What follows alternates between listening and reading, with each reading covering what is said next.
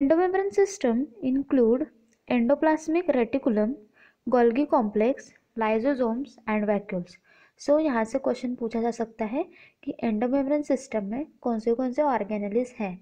तो first endoplasmic reticulum, Golgi complex, lysosome and vacuoles. These are the four endomembrane system.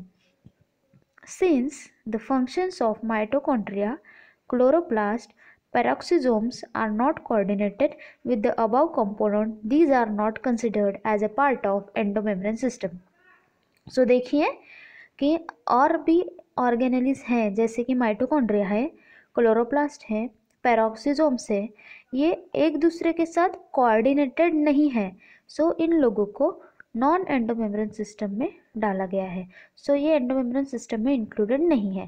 सो ध्यान में रखिए कि एंडोमेम्ब्रेन सिस्टम में क्या क्या ऑर्गेनेलिस प्रेजेंट है. So in endomembrane system there are endoplasmic reticulum, Golgi complex, lysosomes and vacuoles.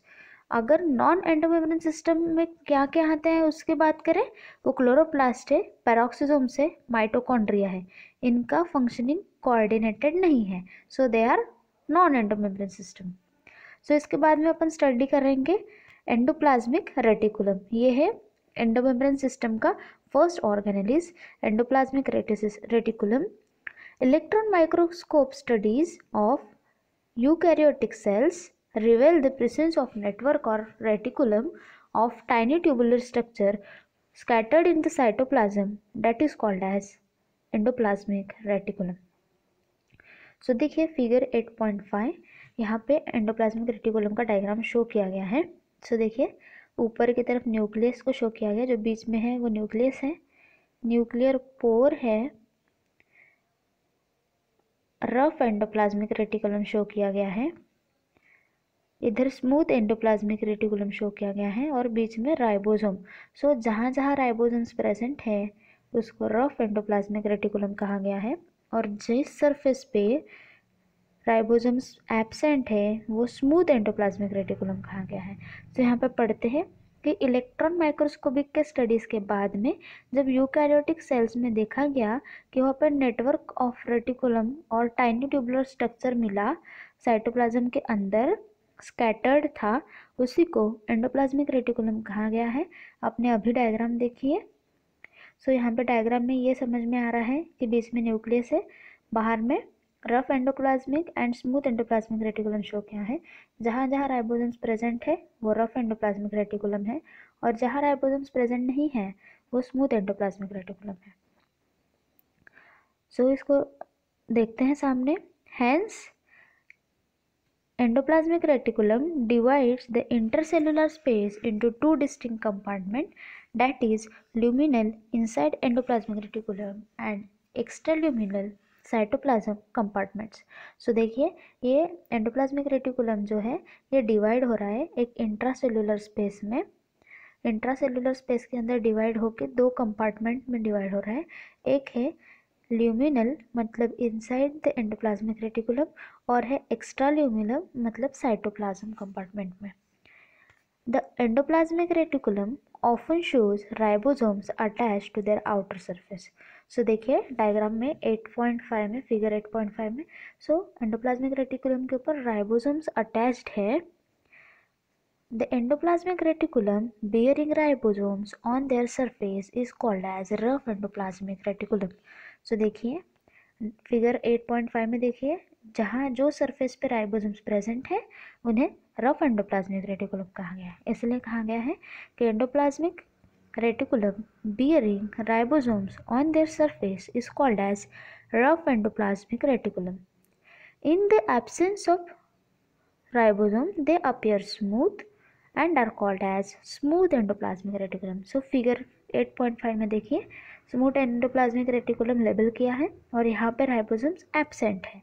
सो ये smooth दिख रहा है. So it named as smooth endoplasmic reticulum. In the absence of ribosome they appear smooth and are called as smooth endoplasmic reticulum.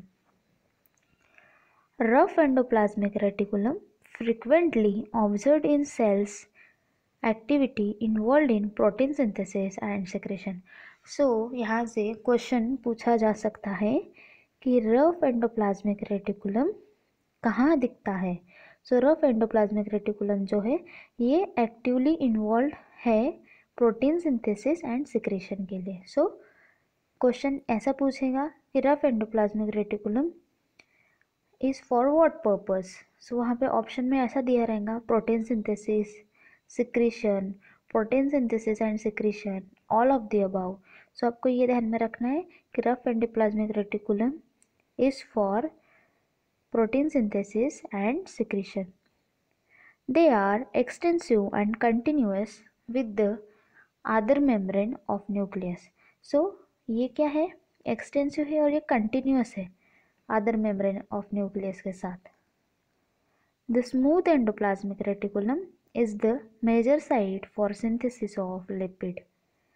देखिए rough endoplasmic reticulum protein synthesis and उसका secretion के लिए था, ये एक क्वेश्चन हुआ यहाँ से। दूसरा क्वेश्चन मतलब स्मूथ एंडोप्लाज्मिक रेटिकुलम है ये लिपिड के सिंथेसिस के लिए। ध्यान में रखिए कि smooth endoplasmic reticulum synthesis lipid. In animal cells lipid like steroidal hormones are synthesised in smooth endoplasmic reticulum. अगर एनिमल सेल्स में देखा जाए तो स्टेरॉयडल हार्मोन्स जो है ये स्मूथ एंडोप्लाज्मिक रेटिकुलम में सिंथेसाइज होते हैं। ये हुआ एंडोप्लाज्मिक रेटिकुलम। इसे एक बार रिवाइज करते हैं। यहाँ पे क्या है, यहाँ पे यही बताया है कि ये टाइनी ट्यूबुलर स्ट्रक्चर है साइटोप्लाज्म के अंदर और ये स्कैटर्ड मिला है, इसी को एंडोप्लाज्मिक रेटिकुलम कहा गया है। एंडोप्लाज्मिक रेटिकुलम जो है ये इंट्रासेलुलर स्पेस में दो डिस्टिंक्ट कंपार्टमेंट में बांटा गया है। एक तो है ल्यूमिनल मतलब इनसाइड द एंडोप्लाज्मिक रेटिकुलम और दूसरा है एक्स्ट्रा ल्यूमिनल मतलब साइटोप्लाज्म की तरफ। और है एंडोप्लाज्मिक रेटिकुलम के ऊपर अगर राइबोसोम्स है तो वो रफ एंडोप्लाज्मिक रेटिकुलम है और एंडोप्लाज्मिक रेटिकुलम के ऊपर स्मूथनेस है मतलब राइबोसोम्स एब्सेंट है तो वो स्मूथ एंडोप्लाज्मिक रेटिकुलम। अब ये रफ एंडोप्लाज्मिक रेटिकुलम जो है ये प्रोटीन सिंथेसिस करता है और प्रोटीन का सिक्रीशन भी करता है। एंड ये स्मूथ एंडोप्लाज्मिक रेटिकुलम जो है ये सिंथेसिस ऑफ लिपिड करता है और कुछ एनिमल सेल्स में स्टेरॉयडल हार्मोन का सिंथेसिस स्मूथ एंडोप्लाज्मिक रेटिकुलम करता है। ये हुआ एंडोप्लाज्मिक रेटिकुलम। अभी पढ़ेंगे Golgi apparatus। Camillo Golgi in 1898 first observed densely stained reticular structure near nucleus. ये कैमिलो गोल्गी है, इन 1898 में इन्होंने पहली बार ऑब्जर्व किया कि एक स्टेन्ड रेटिकुलर स्ट्रक्चर है न्यूक्लियस के पास में, उसे उन्होंने नाम दिया Golgi bodies. These were later named Golgi bodies after him। तो उन्होंने क्या बताया कि ये गोल्गी बॉडीज इसका नाम दिया। They consist of flat disc-shaped sacs or cisternae of 0.5 micrometer to 1 micrometer in diameter। देखिए ये इनके पास flat disc shape sac like cisternae है और इनका डायमीटर है 0.5 माइक्रोमीटर टू 1 माइक्रोमीटर। ध्यान में रखिए कि गोल्गी apparatus मतलब गोल्गी बॉडीज का जो डायमीटर है 0.5 टू 1 माइक्रोमीटर है। ये क्वेश्चन पूछा जा सकता है और ये फ्लैट डिस्क शेप सैक और सिस्टर्ने है। आप फिगर 8.6 गोल्गी apparatus देखिए, आपको सिस्टर्ने दिख रहा है, इनफोल्डिंग्स दिख रही है, वो सिस्टर्ने है और ये फ्लैट डिस्क शेप्ड है और ये न्यूक्लियस के आसपास मिला है और ये कैमिलियो गोल्गी ने फर्स्ट ऑब्जर्व किया है इसको इन 1898 में और उसको नेम दिया Golgi bodies. These are stacked parallel to each other। देखिए ये जो सिस्टर्ने है फिगर 8.6 में ये एक दूसरे से पैरेलल में है। Varied number of cisternae are present in Golgi complex। बहुत नंबर इनके नंबर्स वैरी हो सकते हैं। The Golgi cisternae are concentrically arranged near the nucleus with distinct convex sheaths।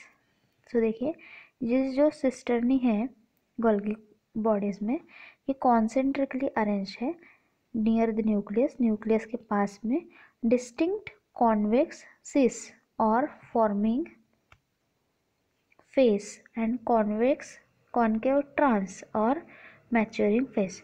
सो देखिए जो डिस्टिंक्ट है बाहर की तरफ वो कॉन्वेक्स सिस और फॉर्मिंग फेस। सो कॉन्वेक्स सिस जो है ये फेस फॉर्मिंग कर रहा है और कॉन्केव ट्रांस और मैच्योरिंग फेस। सो कॉन्केव ट्रांस जो है वो मैच्योरिंग फेस हो रहा है। The cis and trans faces of the organelle are entirely different but interconnected. So ये cis और trans जो है ये entirely different है but ये एक दूसरे के साथ interconnected है। The Golgi apparatus principally performs the function of packaging material to be delivered either to intercellular targets और सिक्रेटेड आउटसाइड द सेल। सो देखिए ये गोल्गी apparatus जो है ये पैकेजिंग का फंक्शनिंग करता है, मतलब it performs the function of packaging material. So Golgi apparatus principally performs the function of packaging का काम करता है और डिलीवर करता है इंट्रासेल्युलर टारगेट्स और सिक्रेटेड आउटसाइड द सेल। एक तो बाहर सेल के, नहीं तो इनके जो टारगेट्स रहते हैं वहाँ तक ये पैकेजिंग का काम करता है। Materials to be packed in the form of vesicles from endoplasmic reticulum fuse with cis face of the Golgi apparatus and move towards the maturing face. So देखिए यहाँ पे जो मटेरियल होते हैं ये वेसिकल्स के फॉर्म में पैक होते हैं एंडोप्लाज्मिक रेटिकुलम से और सिस फेस ऑफ गोल्गी apparatus से जाके वो मैच्योरिंग फेज तरफ मूव होते हैं। This explains why Golgi apparatus remain close association with endoplasmic reticulum. So इसी के वजह से Golgi apparatus endoplasmic reticulum के बहुत करीब है, क्योंकि ये पैक हुआ वाला जो मटेरियल है वेसिकल्स के फॉर्म में एंडोप्लाज्मिक रेटिकुलम में है और वो सीस फेस ऑफ गोल्गी apparatus से निकल के मैच्योरिंग फेज तरफ जाता है, इसलिए ये एक दूसरे के करीब है। A number of proteins synthesized by ribosomes on the endoplasmic reticulum are modified in the cisternae of Golgi apparatus before they are released to its transphase. So देखिए बहुत सारे प्रोटीन जो सिंथेसाइज हुए हैं राइबोसोम्स में एंडोप्लाज्मिक रेटिकुलम के अंदर वो मॉडिफाई होते हैं सिस्टरने के अंदर गोल्गी apparatus के, और बिफोर रिलीजिंग वो मॉडिफाई हो जाते हैं गोल्गी apparatus के अंदर from its trans face. Golgi apparatus is a important site of forming glycoprotein and glycolipids. So question यहाँ से पूछा जा सकता है कि मोर इम्पॉर्टेंट साइट क्या है गोल्गी apparatus की, तो ये फॉर्मेशन करता है ग्लाइकोप्रोटीन एंड ग्लाइकोलिपिड्स का। सो ध्यान में रखिए Golgi apparatus forms glycoproteins and glycolipids. So एक बार गोल्गी apparatus को रिवाइज करते हैं। Camillo Golgi in 1898 first observe densely stained reticular structure near the nucleus. So nucleus के पास में डेंसली स्टेन्ड एक स्ट्रक्चर मिला, इसी को इन्होंने गोल्गी बॉडीज करके नाम दिया और ये साइंटिस्ट का नाम था कैमेलियो गोल्गी इन 1898 में। और इनमें फ्लैट डिस्क शेप सैक्स है और सिस्टर्न है और वो 0.5 माइक्रोमीटर टू 1 माइक्रोमीटर डायमीटर के हैं। यहाँ से भी क्वेश्चन पूछ सकते हैं। They are parallelly attach to each other. Valid number of cistern in the Golgi complex.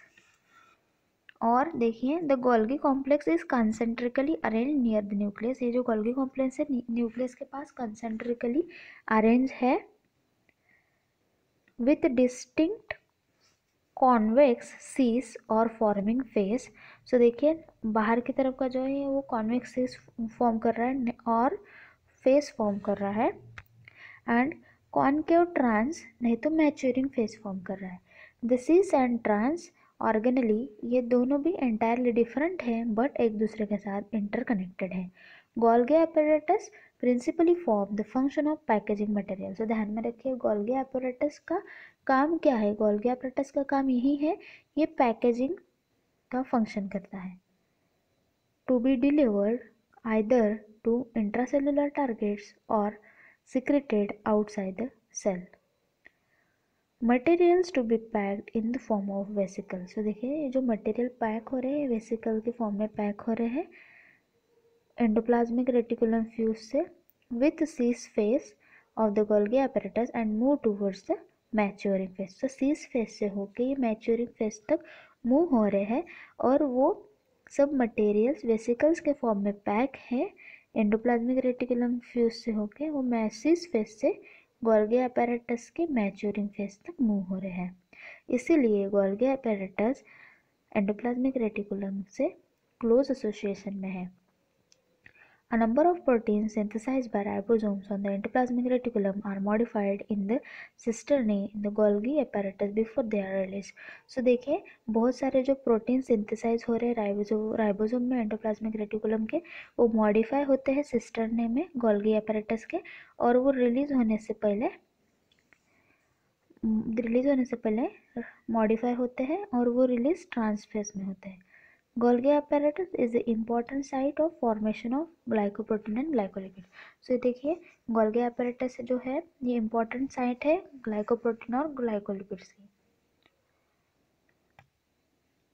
Lysosome. These are membrane-bound vesicular structure formed by the process of packaging of Golgi apparatus. So देखिए जब packaging होती है Golgi apparatus में तो membrane bound vesicular structure form हो जाता है उसी को लाइसोसोम्स कहा गया है. The isolated lysosomal vesicles have been found to be very rich in almost all types of hydrolytic enzyme hydrolase lipase protease carbohydrates optimally active at acidic pH. तो देखिए जो आइसोलेटेड लाइसोसोमल वेसिकल्स हैं जो almost rich है hydrolytic enzymes में और वो है लाइपेज प्रोटीएस और कार्बोहाइड्रेट्स वो एक्टिव होते हैं eight the acidic pH. So ये एसिडिक पीएच में एक्टिव होते हैं हाइड्रोलाइटिक एंजाइम और these enzymes are capable of digesting carbohydrate protein lipids nucleic acid etcetera. So देखिए कि लाइसोसोमल वेसिकल्स में बहुत रिच अमाउंट में हाइड्रोलाइटिक एंजाइम्स होते हैं और ये हाइड्रोलाइटिक एंजाइम जो है इनका पीएच एक्टिव होता है और एसिडिक होता है और यही एसिडिक पीएच की वजह से ये कैपेबल है डाइजेस्ट करने को मतलब protein carbohydrate lipids nucleic acid के डाइजेशन के लिए कैपेबल है. इसलिए इसको लाइसोसोम्स कहा गया है क्योंकि ये डाइजेस्टिव है और इनको सुसाइडल बैग्स भी कहा जाता है because it has the ability to digest anything and to kill. So it is also called as lysosomes are also called as suicidal bags because they are capable of digesting hydrolytic enzymes like lipase protease carbohydrates. इनमें पूरे type of enzymes present होते हैं जैसे कि lipase protease carbohydrates और वो active होते हैं एसिडिक पीएच में इसीलिए ये कैपेबल होते हैं डाइजेस्ट करने के carbohydrate protein lipids and nucleic acid. So ये हुआ लाइसोसोम्स. सो लाइसोसोम में यही याद रखना है कि ये मेम्ब्रेन बाउंड वेसिकुलर स्ट्रक्चर है और ये जब गोल्गी apparatus में पैकेजिंग हो रही थी वो टाइम पे ये membrane bound vesicular structure form हुए इसी को लाइसोसोम्स कहा गया है. और ये बहुत रिच होते हैं इनमें हाइड्रोलाइटिक एंजाइम्स होते हैं इसीलिए वो डाइजेस्टिंग कैपेबिलिटी होती है वो एक्टिव रहते हैं हाई एसिडिक पीएच में और ये डाइजेशन करते हैं कार्बोहाइड्रेट प्रोटीन लिपिड्स और न्यूक्लिक एसिड का. इन्हीं को सुसाइडल बैग्स भी कहा गया है. ये हैं अभी vacuoles. The vacuoles is the membrane bound space found in the cytoplasm. So देखिए ये जो वैक्यूल जो है ये मेम्ब्रेन बाउंड स्पेस है जो साइटोप्लाज्म में पाई गई है. It contains water SAP excretory product and other material not useful for the cell. The vacuole is bound by single membrane called tonoblast. So देखिए ये वैक्यूल जो है ये मेम्ब्रेन बाउंड स्पेस है साइटोप्लाज्म के अंदर, मतलब साइटोप्लाज्म के अंदर एक जो स्पेस बना है और उसको मेम्ब्रेन भी है, उसी को वैक्यूल कहा गया है। और उसके अंदर वाटर है, सैप है, एक्सक्रीटरी प्रोडक्ट है और अदर मटेरियल्स है जो सेल के यूजफुल नहीं है, which is not useful for cell. The vacuole is bound by single membrane. So ये जो वैक्यूल है ये एक सिंगल मेम्ब्रेन से बनी हुई है, उसी को टोनोप्लास्ट कहा गया है। सो ध्यान में रखिए, ये यहाँ से क्वेश्चन पूछा जा सकता है कि vacuole is bounded by only single membrane and it is called as tonoplast. The plant cell, the vacuole can occupy up to 90% of volume of cell। सो देखिए अपन ने प्लांट सेल इसके पहले पढ़ा है। सो बीच में जो लार्ज सेंट्रल वैक्यूल होता है वो 90% ऑफ वॉल्यूम ऑफ सेल को ऑक्यूपाई करता है, मतलब 90% से ज़्यादा बड़ा होता है, मतलब 90% सेल की स्पेस को ऑक्यूपाई करता है ये vacuole. In plants, the tonoplast facilitates transport of number of ions and other material against the concentration gradient into the vacuole. Hence, their concentration is significantly higher in vacuole than in the cytoplasm. सो देखिए plant में जो tonoplast है, tonoplast मतलब क्या, vacuole का single membrane, उसी को tonoplast कहा गया है। और ये फैसिलिटेट करता है बहुत सारी आयंस को और अदर मटेरियल को कंसंट्रेशन ग्रेडियंट के अगेंस्ट जाके वैक्यूल में उनका एंट्री फैसिलिटेट करता है, इसीलिए उनका जो कंसंट्रेशन रहता है वो हायर होता है वैक्यूल का अदर देन साइटोप्लाज्म। साइटोप्लाज्म से ज़्यादा कंसंट्रेशन ज़्यादा होता है वैक्यूल्स का। In amoeba the contractile vacuole is important for osmoregulation and excretion. So देखिए अमीबा का, अगर अमीबा की बात करें ये यूनिसेलुलर है। अगर इनमें कॉन्ट्रैक्टाइल वैक्यूल होता है और वो ऑस्मोरेगुलेशन एंड एक्सक्रीशन के लिए इम्पॉर्टेंट है। Many cells, as in protists, food vacuoles are formed by engulfing the food material। तो देखिए कि many cells में देखा जाए जैसे कि प्रोटिस्ट में फूड वैक्यूल्स होते हैं वो engulfing the food materials के लिए होते हैं। सो ये जो वैक्यूल है जो engulfment of food materials के लिए नहीं है, पर प्रोटिस्ट में का जो है वैक्यूल वो फूड वैक्यूल होता है और इनमें फूड मटेरियल का एनगल्फमेंट होता है। सो वैक्यूल्स को एक बार फिर पढ़ते हैं। ये मेम्ब्रेन बाउंड स्पेस है साइटोप्लाज्म के अंदर, यहाँ पे वाटर, सैप, एक्सक्रीटेड प्रोडक्ट और अदर मटेरियल होते हैं, वो सेल के लिए यूज़फुल नहीं होते हैं।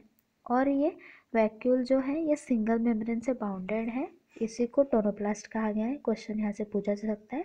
और ये 90% सेल के वॉल्यूम को ऑक्यूपाई करता है।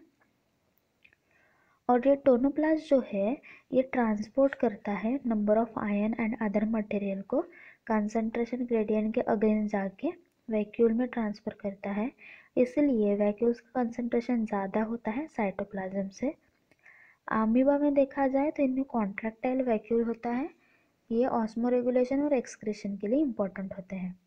इन अगर प्रोटिस्ट में देखा जाए तो फूड वैक्यूल्स होते हैं और इनमें एनगल्फमेंट ऑफ फूड पार्टिकल्स होता है। Mitochondria, mitochondria unless specifically stained are not easily visible under microscope।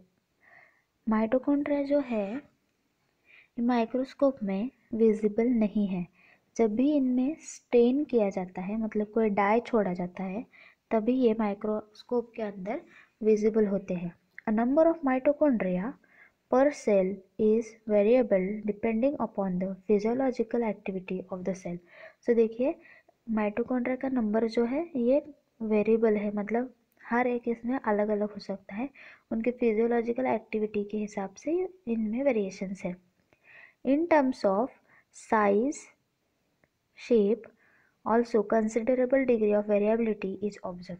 सो इनके साइज और शेप में भी वेरिएबिलिटी देखने को मिलती है। Typically it is sausage shape और cylindrical having diameter of 0.2 to 1 micrometer, average 0.5 micrometer and length 1.0 to 4.1 micrometer. So देखिए माइटोकॉन्ड्रिया ये सॉसेज शेप का है, ध्यान में रखिए the shape of mitochondria is sausage, और ये सिलेंड्रिकल भी है। इनमें डायमीटर जो है 0.2 to 1 माइक्रोमीटर है इनका डायमीटर। अगर एवरेजली देखा जाए तो ये 0.5 माइक्रोमीटर का है, और इनकी लेंथ जो होती है 1.0 to 4.1 माइक्रोमीटर है। Each mitochondria is double membrane bound structure with the outer membrane and inner membrane dividing its lumen distinctly into two aqueous compartments, that is outer compartment and inner compartment. So देखिए figure 8.7 structure of mitochondria longitudinal section. So इनका longitudinal section लिया गया है। सो देखिए outer membrane दिख रही है बाहर की, उसके अंदर इनर मेम्ब्रेन भी शो किया गया है, मैट्रिक्स है, इंटर मेम्ब्रेन स्पेस है एंड सिस्टर्ना। सो देखिए मैट्रिक्स सिस्टर्ने मतलब ये जो फोल्डिंग दिख रही है, और उसके बाहर की जो स्पेस है ये इंटर मेम्ब्रेन स्पेस है, मतलब दोनों मेम्ब्रेन के बीच में, आउटर मेम्ब्रेन और इनर मेम्ब्रेन के बीच की जो स्पेस है उसे इंटर मेम्ब्रेन कहा गया है। Each mitochondria is double membrane bound. इन्हें डबल मेम्ब्रेन बाउंड बोला गया है, मतलब इनमें दो मेम्ब्रेन है, एक आउटर और inner, with the outer membrane and inner membrane dividing its lumen distinctly into two aqueous compartment. So इनमें आउटर मेम्ब्रेन भी है और इनर मेम्ब्रेन भी है। सो ये डिवाइड हो रहे हैं एक्वेस कंपार्टमेंट में, that is outer compartment and inner compartment.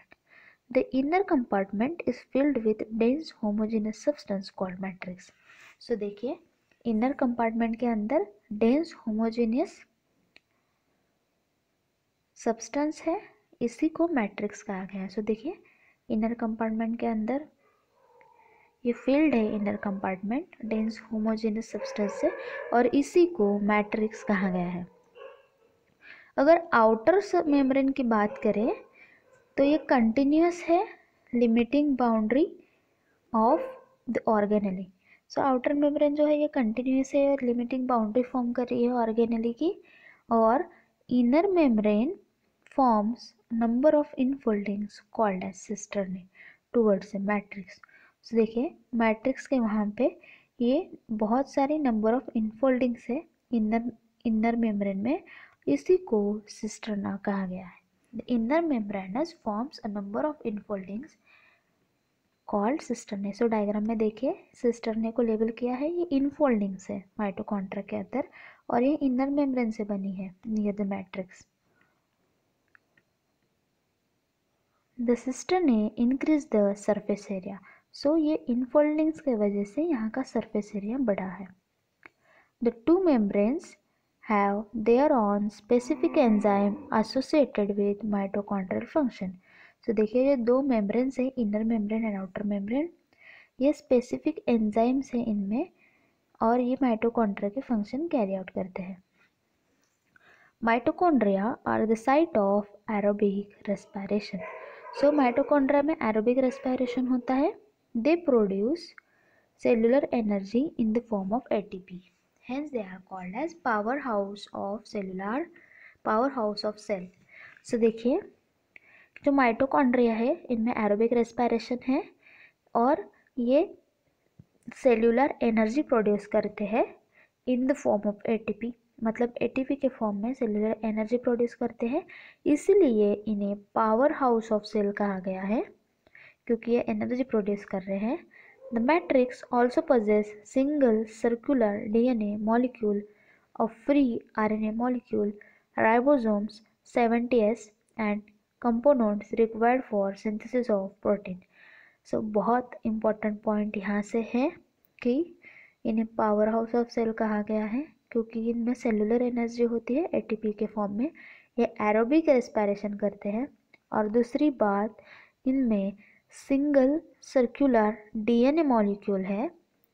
ध्यान में रखिए, माइटोकॉन्ड्रिया डबल लेयर्ड है पर इनमें सिंगल सर्कुलर डीएनए है, सिंगल है और सर्कुलर डीएनए है।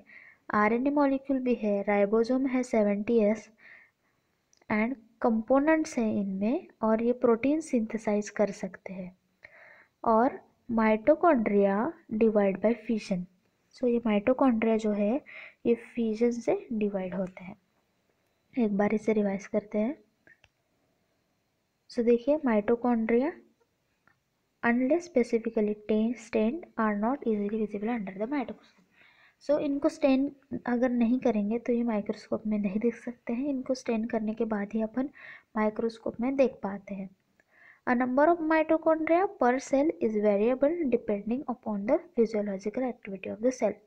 In terms of shape and size, also considerable degree of variability is observed. Typically, अब भी ध्यान में देखिए, यहाँ से क्वेश्चन पूछा जा सकता है, माइटोकॉन्ड्रिया इज सॉसेज शेप और सिलेंड्रिकल। सो इनका शेप क्या है, सॉसेज शेप का है, नहीं तो सिलेंड्रिकल है। इनका डायामीटर जो है ये 0.2 to 1 माइक्रोमीटर है।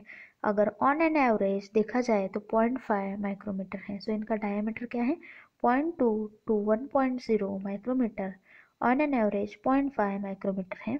अगर इनकी लेंथ गिनी जाए तो लेंथ है 1 to 4.1 माइक्रोमीटर। सो ध्यान में रखिए, डायमीटर 0.2 to 1 माइक्रोमीटर और एन एवरेज 0.5 माइक्रोमीटर, लेंथ देखे जाए 1 to 4.1 माइक्रोमीटर। और ये माइटोकॉन्ड्रिया जो है ये डबल मेम्ब्रेन बाउंड स्ट्रक्चर है। ध्यान में रखिए, डबल मेम्ब्रेन बाउंड स्ट्रक्चर है। Outer membrane and inner membrane divide कर रहे हैं ल्यूमेन को into aqueous compartment, outer compartment and inner compartment. Inner compartment is filled with dense homogeneous substance, उसी को मैट्रिक्स कहा गया है। जो इनर कंपार्टमेंट है वो उसके अंदर डेंस होमोजेनस सब्सटेंस है, उसी को मैट्रिक्स कहा गया है। और ये आउटर मेम्ब्रेन जो है ये कंटिन्यूस लिमिटिंग बाउंड्री फॉर्म कर रहा है ऑर्गेनेल की। इनर मेम्ब्रेन जो है इनमें बहुत सारे नंबर ऑफ इनफोल्डिंग्स है, इसी को सिस्टर्ने कहा गया है। और ये मैट्रिक्स के उधर है। सो देखिए फिगर 8.7, आउटर मेम्ब्रेन है, इनर मेम्ब्रेन है, दोनों के बीच में इंटर मेम्ब्रेनस स्पेस है, मैट्रिक्स है, ये होमोजेनस सब्सटेंस से बना है। और ये सिस्टर्न है जो इनफोल्डिंग्स ऑफ सेल है।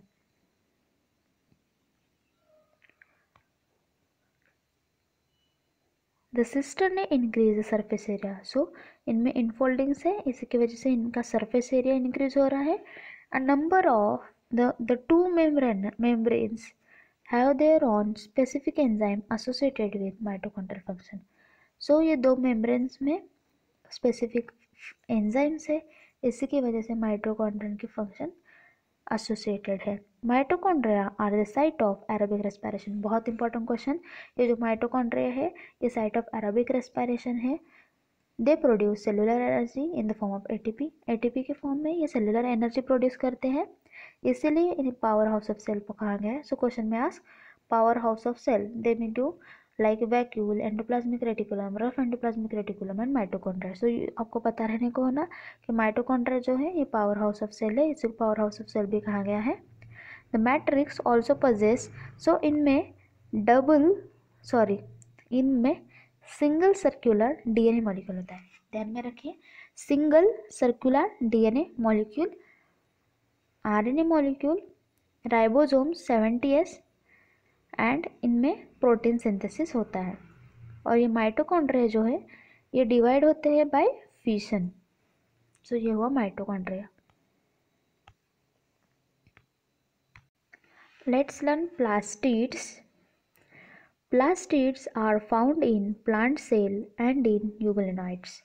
सो देखिए, प्लास्टिड जो है ये एक तो प्लांट सेल में पाए जाते हैं और यूग्लिनॉइड्स में पाए जाते हैं। They are easily observed under microscope as they are large. So देखिए, ये जो प्लास्टिड है माइक्रोस्कोप के अंदर इजीली देखा जा सकता है क्योंकि ये साइज में थोड़े बड़े हैं। They bear some specific pigments, thus imparting the specific color to plants. So plastid में जो है इनमें पिगमेंट्स होते हैं और इसी की वजह से ये कलर शो करते हैं प्लांट्स में. Based on the type of pigment plastid can be classified into. So pigment के ऊपर पिगमेंट के बेसिस के ऊपर अपन प्लास्टिड को अलग अलग इसमें क्लासीफाई कर रहे हैं, जैसे कि chloroplast, chromoplast and leucoplast. So plastid are classified into chloroplast, chromoplast and leucoplast on the basis of their pigments. So देखिए इनके पिगमेंट्स के बेसिस पे प्लास्टिड को क्लासिफाई किया गया है 3 टाइप्स में. वो है chloroplast, chromoplast, leucoplast. The chloroplast contain chlorophyll and carotenoid pigments which are responsible for trapping light energy essential for photosynthesis. So देखिए अगर क्लोरोप्लास्ट की बात करें तो क्लोरोप्लास्ट जो है इनमें क्लोरोफिल होती है एंड कैरोटिनॉइड पिगमेंट्स होते हैं. सो क्लोरोप्लास्ट में क्लोरोफिल एंड कैरोटिनॉइड पिगमेंट होते हैं और ये लाइट एनर्जी को ट्रैप करते हैं फोटोसिंथेसिस के लिए. So these are essential for trapping of light energy essential for photosynthesis. So question में पूछा जा सकता है यहाँ से कि क्लोरोप्लास्ट में क्या क्या होता है. तो क्लोरोप्लास्ट में क्लोरोफिल एंड कैरोटिनॉइड पिगमेंट्स होते हैं और वो रिस्पॉन्सिबल होते हैं लाइट एनर्जी को ट्रैप करके फोटोसिंथेसिस के लिए इसेंशियल होते हैं. अगर क्रोमोप्लास्ट की बात करें, in chromoplast fat soluble carotenoid pigment like carotene, xanthophyll and others are present. तो देखिए क्रोमोप्लास्ट की बात करें तो इनमें फैट सोल्यूबल कैरोटिनॉइड पिगमेंट्स होते हैं, फैट सोल्यूबल कैरोटिनॉइड पिगमेंट्स, और वो है कैरोटीन एंड ज़ैंथोफिल्स और अदर भी प्रेजेंट होते हैं. So this gives part of a plant a yellow, orange and red colour. So देखिए ये क्रोमोप्लास्ट है, इनमें फैट सोल्यूबल कैरोटिनॉइड पिगमेंट्स होते हैं, वो है कैरोटीन एंड ज़ैंथोफिल, और इसी की वजह से प्लांट को येलो, ऑरेंज और रेड कलर आता है. सो देखिए एक कैरोटीन जो है ये रेड कलर का होता है और ये ज़ैंथोफिल जो है ये येलो कलर का होता है. उसके बाद में है leucoplast. Leucoplast are colourless plastid of varied shape and size with stored nutrient. So देखिए ये ल्यूकोप्लास्ट जो है ये कलरलेस है. Leuco means white, colourless. इनमें वेरिड शेप और साइजेस है और इनमें न्यूट्रिएंट स्टोर होता है ल्यूकोप्लास्ट में. सो देखिए अमाइलोप्लास्ट. अमाइलोप्लास्ट क्या करता है, कार्बोहाइड्रेट को स्टोर करता है स्टार्च के फॉर्म में. सो देखिए amyloplast store carbohydrate, starch, example potato.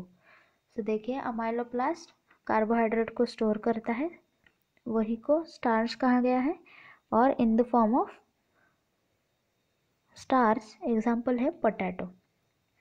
Elaioplast store oil and fats whereas aleuroplast store proteins. So देखिए ल्यूकोप्लास्ट जो है ये कलरलेस प्लास्टिड है, इनमें वेरिएशन है शेप एंड साइज में और ये न्यूट्रिएंट्स को स्टोर करते हैं. तो इनमें 3 दिया है. अमाइलोप्लास्ट जो है ये कार्बोहाइड्रेट को स्टोर कर रहा है और उनका एग्जाम्पल पोटैटो है. इलायोप्लास्ट जो है ये ऑयल और फैट को स्टोर कर रहा है और एलेरोप्लास्ट जो है ये प्रोटीन को स्टोर कर रहा है. सो ये 3 हुए. यहाँ से क्वेश्चन पूछा जा सकता है, एक बार देखते हैं इसे, कि इनमें पिगमेंट्स होते हैं इसीलिए इनमें कलर आता है प्लांट्स में. सो ये प्लास्टिड जो है ये प्लांट और यूग्लिनट्स में पाया जाता है और इनमें जो पिगमेंट्स है ये पिगमेंट के बेसिस के ऊपर ये प्लास्टिड को 3 पार्ट्स में डिवाइड किया गया है, क्लासिफाई किया गया है, क्लोरोप्लास्ट, क्रोमोप्लास्ट, ल्यूकोप्लास्ट. और ये क्लोरोप्लास्ट जो है ये क्लोरोफिल एंड कैरोटिनॉइड पिगमेंट में पाया जाता है और वो रिस्पॉन्सिबल है लाइट एनर्जी को ट्रैप करके फोटोसिंथेसिस करते हैं अगर क्रोमोप्लास्ट की बात करें तो ये फैट सोल्यूबल कैरोटीनॉइड पिगमेंट्स है, जैसे कि कैरोटीन, ज़ैंथोफिल और अदर पिगमेंट्स होते हैं, और ये प्लांट को कलर देता है yellow, orange, red etcetera. Leucoplast जो है ये कलरलेस प्लास्टिड है, इनमें वेरिएशंस है साइज और शेप में, और ये स्टोर करते हैं न्यूट्रिएंट्स को। अमाइलोप्लास्ट जो है ये कार्बोहाइड्रेट को स्टोर करते हैं, एग्जाम्पल है उसका पोटैटो। इलायोप्लास्ट जो है ये ऑयल और फैट को स्टोर करते हैं, और एलोरोप्लास्ट जो है ये प्रोटीन को स्टोर करते हैं। तो क्वेश्चन यहाँ से पूछा जा सकता है, तीनों भी यहाँ से क्वेश्चन पूछ सकते हैं, तो ध्यान में रखिए।